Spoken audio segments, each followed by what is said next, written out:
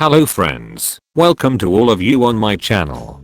Today, I brought to you a new episode of Relationship Advice, which is based on the story. Before starting the video, I request to my new friends, please subscribe to this channel and also hit the bell icon so that you can get my upcoming video notifications first. Let's start the video. Relationship story. Posted by ThrowRadandKnow2. My 33 male wife, 32 female, said her ex's name while we were having sex. TLDR wife says an ex's name while we are having sex. Now I question what's going on. Should I be looking into if she's cheating? My wife and I have been married for 4 years and we have a 2-year-old. We dated on and off for 3 years before getting married. Last night, she says her ex's name while we are having sex. She gave some weird excuse as to why. She said it's a common name. It is a very common name and must have heard it recently. I wasn't going to start a big argument with her at that time. It has since gotten me worried about why she did that. For some background, this was a guy she was with for a couple years before I met her. They met in college and were serious for some time. They had broken up when I met her and decided they were better as friends. They were friends 4 years before they dated. We started dating, but he remained in the picture. He was her best friend first and foremost, and I grudgingly went along with it for her. Several months pass, and I put my foot down saying it's too uncomfortable for me. There was some resistance, but she steps back from him. Every time we broke up, she was with him. We finally reconciled and got engaged. He apparently didn't know this, and stops talking to her. She was devastated, which should have been a red flag. We talked about it, and she was happy to have chosen me. Now, after this has happened, I'm tempted to see if she's gotten back in contact with him again. I know she's checked in on his social media, because I saw the searches on the laptop. She doesn't know I know that. I don't think she'd cheat, but this guy was always different for her. Do I just confront her? Do I start going through her phone? Or am I being paranoid? Now, readers gives best advice to OP on this situation. Too late now, but this is a type of girl you walk away from when all these red flags show themselves during the dating stage. Instead you married her. Well, at least you know who she is thinking of when you are ducking her. I would be very curious to know when the last contact was. She's still searching him on social media. She's probably not over him. I would look into everything. Yeah, I've never in my life taken an ex name by accident, nor have I ever taken any common name that I heard on a TV show or something. Your relationship has so many red flags that you've ignored, so many excuses that you've just accepted. I don't know what you're going to do to find any evidence. I don't know how you're going to react when you find evidence. You've allowed so much to happen that I question if at this point ignorance is just bliss. You're not going to get a straight answer from her. Sounds like she's never been over him and you were always the safe bet. She's married with a kid yet still keeping tabs on him. When you have to force or give an ultimatum for a partner to cut off an ex, they may cut them out of their life, but rarely do they cut them out of their heart and mind. It's something they should already know they have to do, or something they should understand when you first bring up it being uncomfortable. The moment you get any pushback on it is when you know they aren't 100% invested in you. Edit. Saw a bunch of comments about privacy. In a marriage everything should be open and transparent. You shouldn't feel bad about going through her phone/social media. In all my relationships I have an open phone policy because I have nothing to hide. The moment I need to keep things private away from my partner, chances are it's because I know my partner wouldn't approve of whatever it is I'm hiding. Every time we broke up she was with always Imaka. There was ducking. He apparently didn't know this, your engagement, and stopped talking to her. She was devastated. SMH, those was red flags then. Now you said he's single and lives in the area. SMH, more red flags, and on top of that she still looks him up. SMH, go through her phone, email, social media, all that to find proof, which you will. Never date a chick that's friends with her ex, in this case best friends. SMH, she clearly is still in love with him. I wouldn't be surprised if she's sexting him or actually ducking him behind your back. Check everything without telling her. Possible get a pie. The name being common or not, it's still her ex's name to who she ran every time you were not in good terms. It's going to destroy your marriage and you for lifetime, so be ready for anything. Check every social media account, messaging apps and texts before she has time to get rid of it. Okay, I don't know your wife, but I'm going to speak from my own personal experience. I was with a guy for 5 years. Broke up and started seeing someone about 8 months later. I said my ex's name a few months into the relationship. I don't know why, because I really wasn't thinking about him.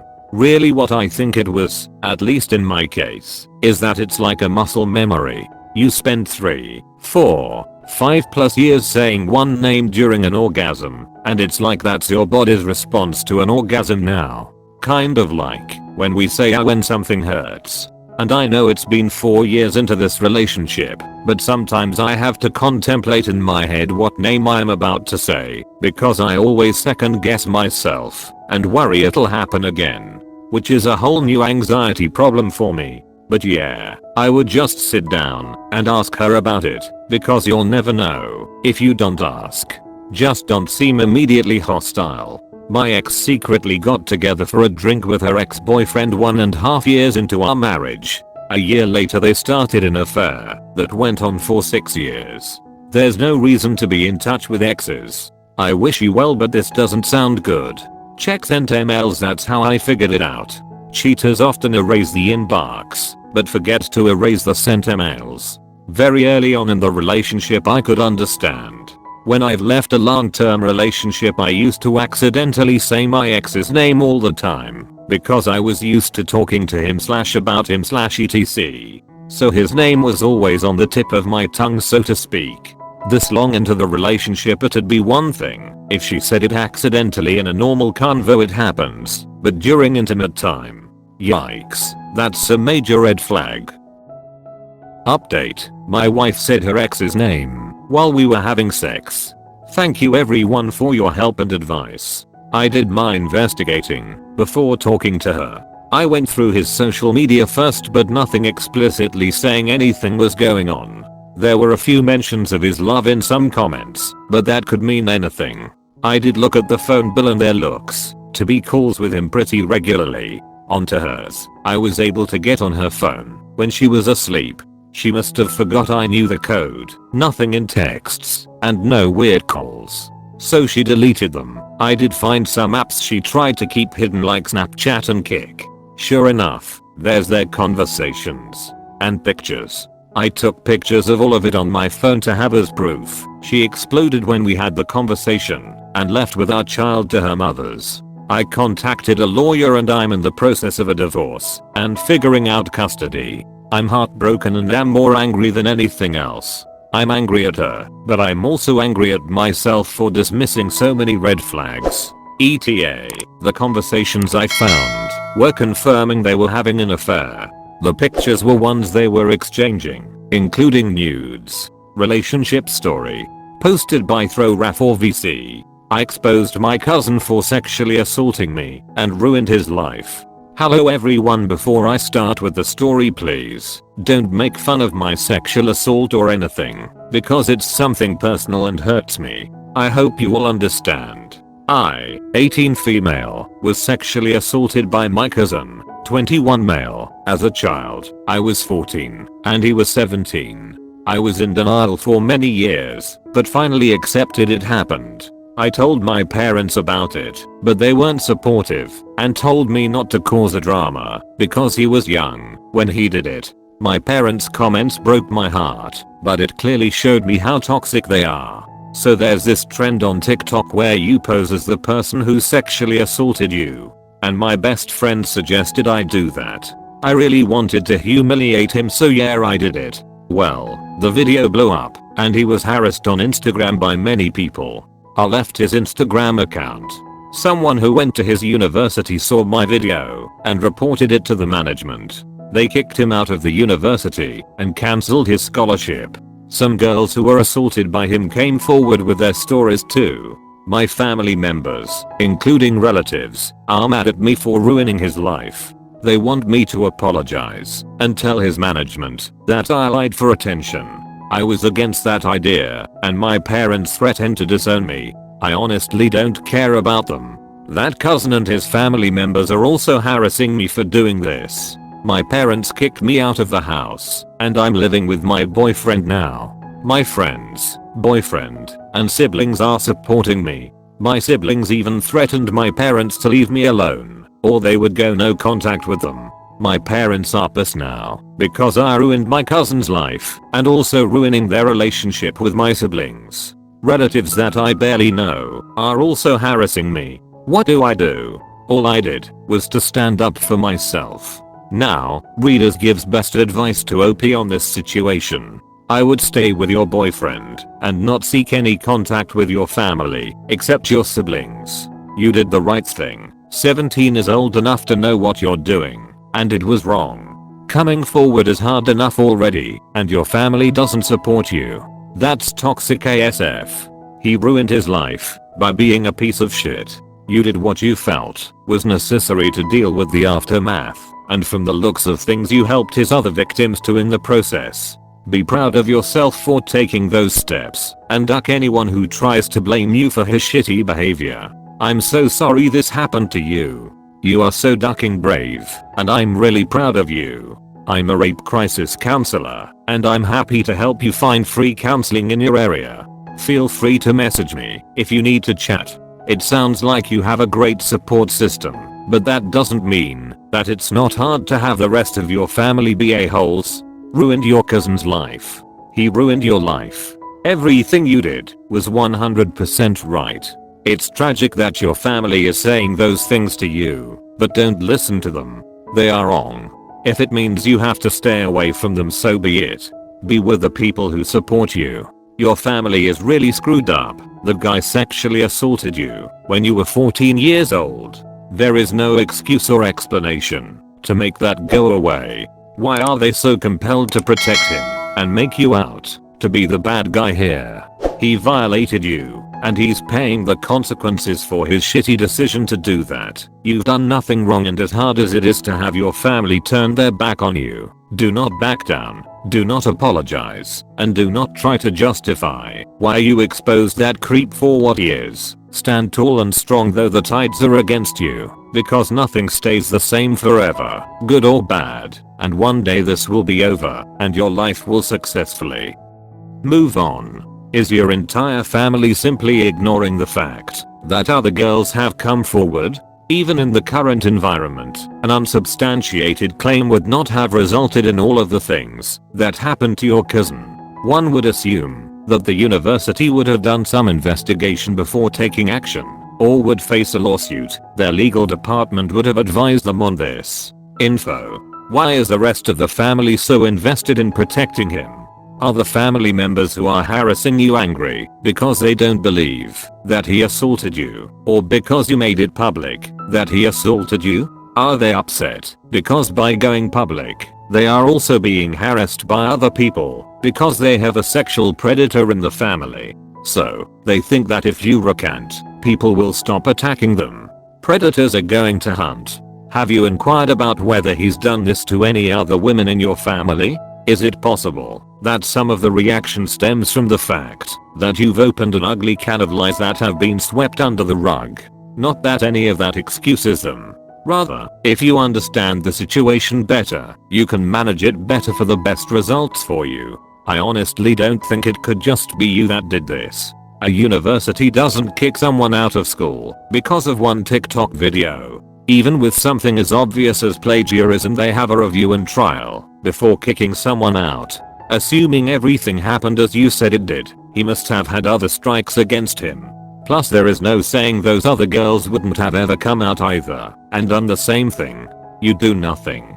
It's their choices, and the ducker got what he deserved. No one should ever have to go through what you did. If they're not gonna support you, then they don't deserve you in their lives. Don't feel bad for it, cause he should not have done what he did, and now he's facing the consequences. No, duck them. To be sexually abused at the age of 14 by a family member and then be told by your own parents to keep it to yourself? That is insane. I don't care who it was. As a mother, I would report anyone if they touched my kids. even if it was my own father or mother, brother or sister. All it did was teach him that he could get away with it, and I'm not surprised other women came out after you. Once a person sees they can get away with that behavior, they continue it. Edit 1. Wow, this post blew up. First of all, I would like to thank everyone for your kind words and support. It is honestly so refreshing and heartwarming to see strangers supporting me. Thanks for the awards. Many of you all called me a hero, and I'm honestly speechless and very grateful. I would like to explain some things that are left out. 1. I talked to my parents about this issue, but they disregarded it because my parents care more about family bonds. My mom told me to stop embarrassing myself by bringing up my story and force me to attend family functions. He was still treated like a king by my parents, but I was mistreated. My parents told me that my boyfriend would leave me if he knows this story because it was disgusting, and I was too afraid to tell him in the beginning. But he was very supportive and loved me even after I opened up.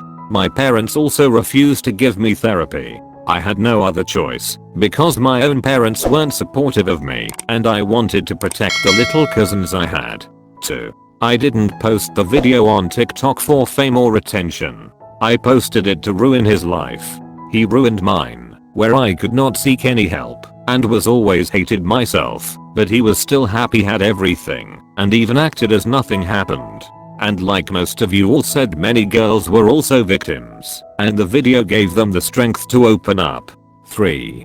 For people asking me to explain how he sexually assaulted me, duck you all.